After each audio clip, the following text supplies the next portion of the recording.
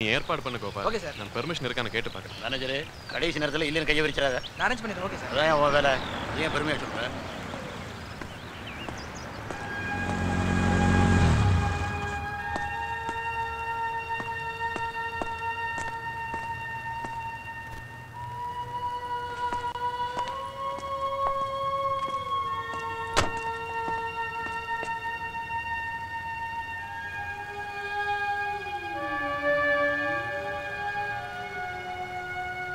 நான் மைதிலி மேல உள்ள அன்பு குறையாம இருக்கேன். கடைசி வரையில் அப்படியே இருப்பேன். இது சத்தியம் பண்ணதுனால மட்டும் இல்லை மைதிலி. ஒரு வார்த்தை கூட பேசாம ஏன்னு தெரியாம எல்லா முடிவையும் நீ எடுத்துட்டே. நான் உன்னை உண்மையா நேசிக்கிறேன். என்ன மதிச்சு இனிமே இது மாதிரி வழியில கூட என்ன பார்க்க வேண்டாம்.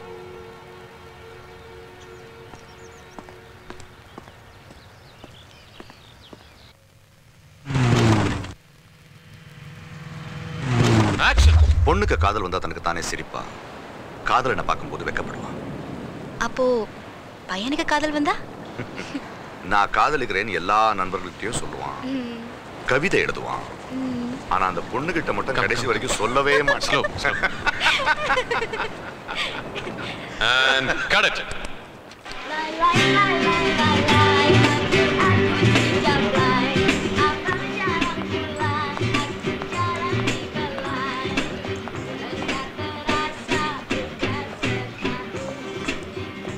Autograph please. திலீப் காந்த் ஒரு சின்ன நடிகர். சாப்பிட்டுட்டு இருக்கேன் sir. Please sir. Thank you. என்ன சார் இது நம்பர் 1 நீங்க? நம்பர் 1 கோடிக்கணக்கான சம்பளம், உலகமெங்கும் ரசிகர் மன்றம். எப்படி இருந்தாலும் பிரியமா ஒன்று சொல்றேன், மைதிலியோட முதல் ரசிகர் தான். உனக்கு எப்படி புரிய வைக்கிறது? யூனோ, நான் உன்னோட படம் நடிச்ச பிறகு வேற எந்த ஹீரோனோட நடிச்சாலும் பையங்களோட டியூட் பாடுற மாதிரி இருக்கு. சோ நான் முடிவு பண்ணிட்டேன், நாம தொடர்ந்து 3 படம் பண்றோம். சாரி சார், நான் இப்ப சினிமாலயே இல்ல. ஓ, புரிஞ்சுக்கோ மைதிலி, நீ என் மனசுல இருக்க. ஐ மீன், நான் உன்னுடைய ரசிகன் சொல்ல வந்தேன். It's okay.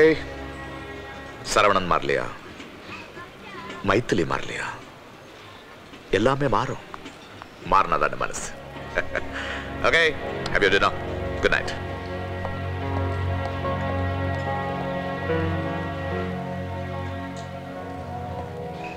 Hi Dinesh, you here? Sir, உன்னை தான் தேடிட்டு இருக்கேன். மைதிலி இப்பதான் கீழே பார்த்துட்டு வரேன். சார். சரவணன் அளவுக்கு அதிகமா நம்பி ஏமாந்துட்டா போல. சின்ன பொண்ணு பாவம், தாங்கிக்க முடியல. ஆமா சார், என்ன பண்றது? பயமா இருக்கு சார். வீட்லயும் கதை சாத்திக்கிட்டு ஸ்ரீராம ஜெயம் எழுதிட்டு இருப்பா. அழுதுகிட்டே தான் சார் இருப்பா.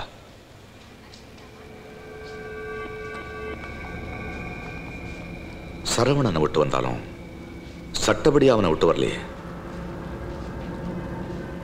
தினேஷ், ஒரு அண்ணனா நீங்க தான் அவளுக்கு ஒரு வாழ்க்கை அமைச்சு கொடுக்கும். டைவர்ஸ்க்கு அப்ளை பண்ணலையே? அப்படி யாரும் யோசிக்கவே இல்லையே சார். யோசிக்க வேண்டாம், உடனே செஞ்சிருங்க. முதல்ல அவங்கிட்ட கையெழுத்து வாங்கணும். தினேஷ், எனக்கு எல்லாமே இருக்கு, ஆனா யாரும் இல்லை. நம்ம ஒரு குடும்பமா இருப்போமே. உனக்கு புரியும்னு நினைக்கிறேன். Good night.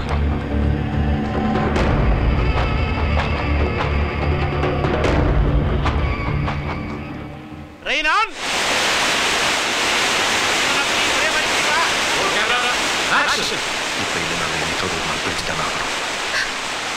உண்மைதான். நாம பிரியலனாலும் பரணமாவது ஒரு நாள் பிரிச்சிடும்ல. காதலிக்கும் போது புரியுது, ஒத்திகை தானே. Got it. Rain set up over. Camera அந்த பக்கம் வாங்க. Okay sir. ஏண்டா ஆஸ்திரியா வேற ஆஸ்திரேலியா வேறையா? அப்ப பாதி பாட்டு இங்கே பாதி பாட்டு அங்கே போய் 2 நாட்டுக்கு மட்டும் வந்துருவோம். தளபதி விட சொல்லு. தலைவா, மைதிலி ஷூட்டிங் எங்க நடக்கும்? ஏறுங்க, வண்டி அங்கதான் போகும்.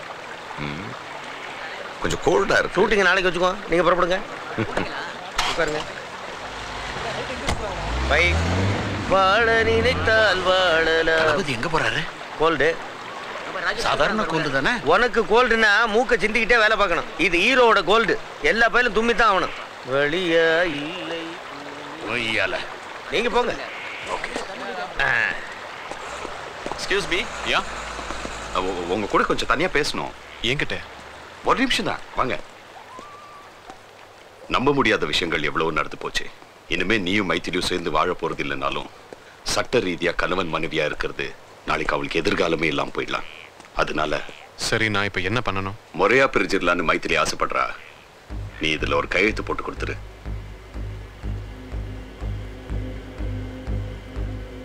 முதல்ல மைத்திலியை டைவர்ஸ் அப்ளை பண்ண சொல்லுங்க.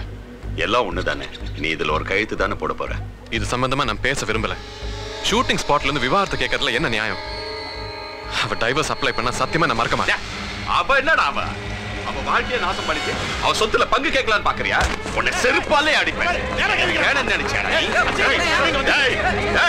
ஒழுங்கு மரியாதையா இதுல நீ கையெழுத்து போட்டு கொடுக்கல, உன்னை உயிரோட விட மாட்டேன். என்ன யாருன்னு நினைச்சு நீ முதல்ல சென்னைக்கு வாடா, அங்க வச்சு பேசுகிறேன்.